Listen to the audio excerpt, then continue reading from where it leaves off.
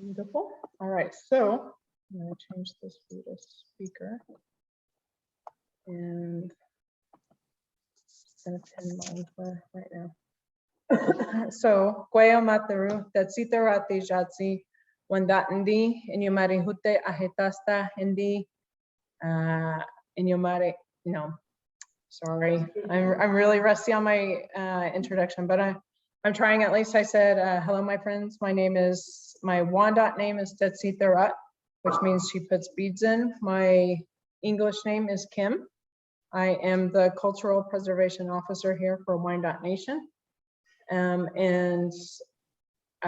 Before I said that we had a Cultural Advisory Board meeting this morning, and so several of the Cultural Advisory Board members are here, and so you'll see them periodically rotate in to say their story, but just right now you just see me, but you'll see them eventually. And we have all of you up on our wall, up on a big screen TV, so we're able to see both ways. Is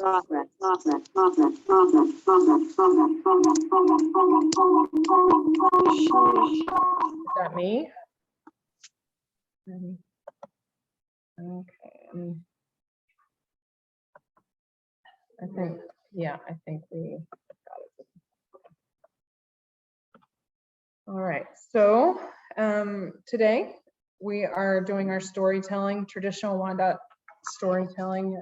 It's done in the wintertime. We don't want to offend the animals by speaking of them, so we wait until it's wintertime so that they don't like whenever we speak of them, so we do it in the wintertime whenever they're sleeping. Some of what the stories that you'll hear today are from the traditional narratives that were collected by Marius Barbeau, and it's in this book. This was edited by Dr. Bruce Pearson several years ago, and they're by far not the only stories that we have, traditional stories. They are, however, the biggest collection of stories that are both in Wyandotte and in English. So I'm just going to read some of the introduction that is in this book, and then I'll turn it over to storytelling. This is the introduction for the traditional narratives collected by Marius Barbeau in 1911, 1912, and then put together by Dr. Bruce Pearson. To fully appreciate the 40 tales collected here, one should understand something of their background, how and by whom they were collected, the usual circumstances of their telling, and the history of the people to whom they belong. The stories were collected and transcribed phonetically in Wyandotte by the Canadian anthropologist and folklorist Marius Barbeau. He lived from 1883 to 1969. He was here in the years of 1911 to 1912. The 40 stories in this collection, along with others collected only in English, were published in an English version, Huron and Wyandotte Mythology, in 1915. Barbeau's first assignment as ethnologist was to collect Huron songs from an old friend of his, the Abbey Prosper Vincent. I'm sorry if I totally said that incorrectly. I'm not good with French. This he did in April and May of 1911. In June and July of that year, he collected additional ethnographic material from Mary McKee, a Wyandotte Indian living in Southern Ontario. From September 14th through November 18th, he undertook field work in Northeast Oklahoma, where he collected the first of these stories. The following year, 1912, from April 20th through August 3rd, he continued his field work and collected and story collection in Oklahoma. Thus, the material making up this collection is the result of slightly less than 6 months of linguistic work. Barbeau never returned back to Oklahoma. His later career centered on the Northwest coastal Indians of Canada and on French-Canadian folklore. Nonetheless, he brought his Wyandotte material together for publication in English in 1915 and probably began work on the bilingual edition of the 40 stories at about the same time. However, the bilingual edition, eventually published as Huron Wyandotte Traditional Narratives, did not appear until 1960 11 years after his formal retirement and only 9 years before his death.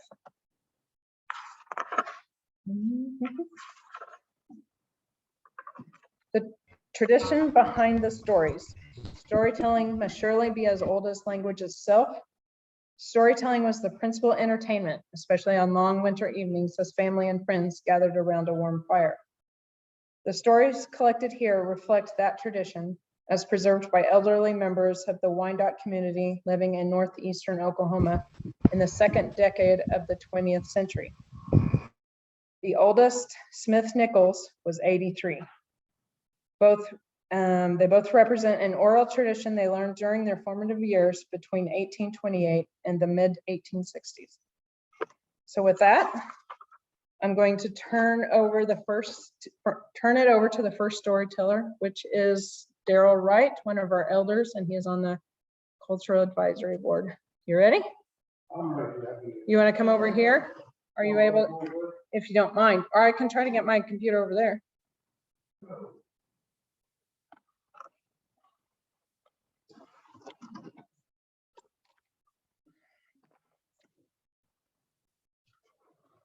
I'll get over here by Kim, so if I do something wrong, she can correct me. I'll just elbow you. Or if I go to sleep. Yeah. Okay, I'm going to read to you some more, not about Barbeau, but about one of our old elders that was very significant in the history of the Wyandotte Nation. And his name was B.N.O. Walker. And he has got a little book about the tales of the Bark Lodge. And I want to read to you his introduction to this book because I think it is significant to understand where we are today and where we came from. So I'm going to read this to you. More than a quarter of a century ago, among the scattered bands of Eastern American Indians were many of the older members of the tribe, whom we among ourselves called the old-time Indians. I refer to those tribes whose ancestors had associated with and known the white man and his ways ever since the earliest colonial settlements were made. Amalgamation with the civilized races had lessened the degree of Indian blood, and they had become a civilized people. They were educated more or less and were possessed of an innate refinement of thought and manner. They were reserved, closely observant, earnest, and shrewd, and almost always serious. With all that they had gained from civilization, they retained and cherished closely many of their old manners and customs, adapting these to the ever-changing times. They had a marked character and individuality of their own, and among them were those who, to a discriminating mind, were well worth knowing. Many of these, however, they had acquired of the ways of others, failed in their use of ordinary English to the most humorous degree. The greater number of them yet used their own tribal language and found it difficult to think something out of this and then transpose and express it in English.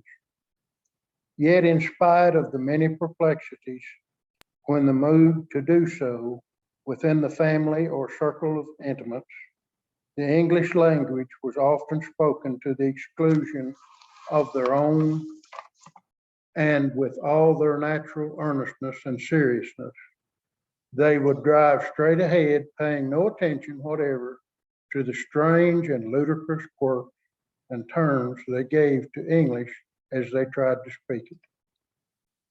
They lived much in the past of their race, and they delighted to talk and tell of the olden times, lore and legend were very dear to them, and during the long nights of winter and traditions, tales and myths handed down from one generation to another for centuries were often related by these old ones. I have always loved the old people and their olden tales, and the broken dialect peculiar alone to the old-time Indians.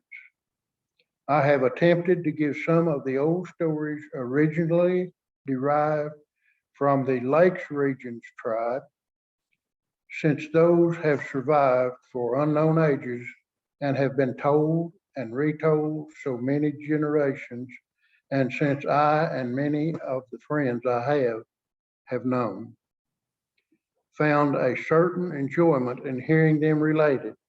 I have tried to retell some of them for the pleasure of anyone who may find them with anything to please. Perchance even I may thereby win another friend. I have tried also to show somewhat of the individuality and the viewpoint of those old people of the tribe, and is to their dear memory of those who have long passed and to the few that yet remain. And these stories and tales, as now given, are dedicated. Doubtless there will be some readers who at once they say that the rights and privileges of Uncle Remus have been set at naught. I say no, not so. And I believe that my lifelong intimate knowledge of Indian life and character entitles me to at least my opinions. Others have theirs. I can well recall the time of my boyhood when I first saw Uncle Remus stories.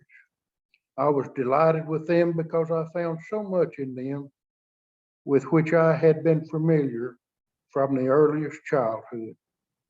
I hastened to call the attention of the older members of the family to them, and more particularly did I listen to read some of them to a dear old aunt, a Wyandotte woman of the old type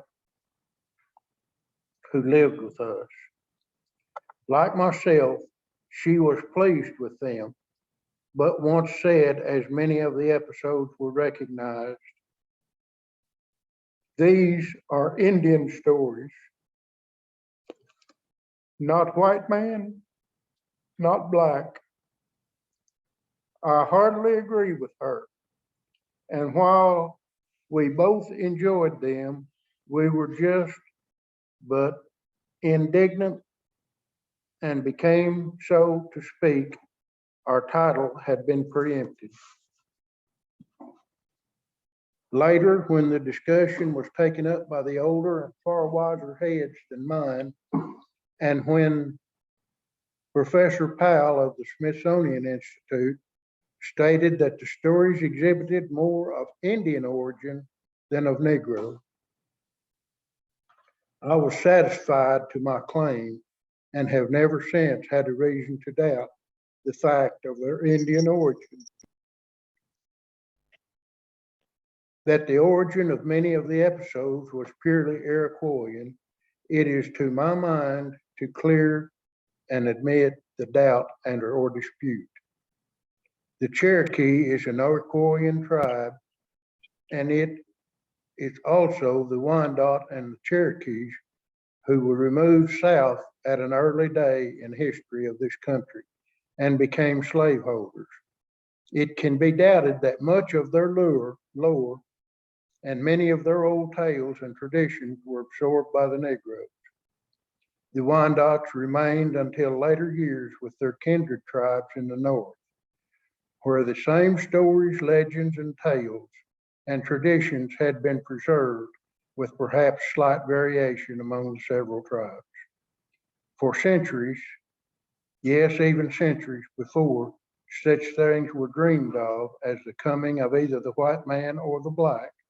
Each of the many stories originally had some specific significance, which has long since been almost entirely Their preservation was of tribal importance, and it was the duty of some of the older members of the tribe to relate them to the younger ones. This had been an honored custom among them for untold ages. Storytelling furnished a vast source of amusement and entertainment, as well as instruction. To the dwellers in the long bark lodges near the lake shores during the winter nights, stories were never related except at this season of the year, for it was a belief that many spirits of nature thought to be awake and alert during the seasons would be perhaps offended at hearing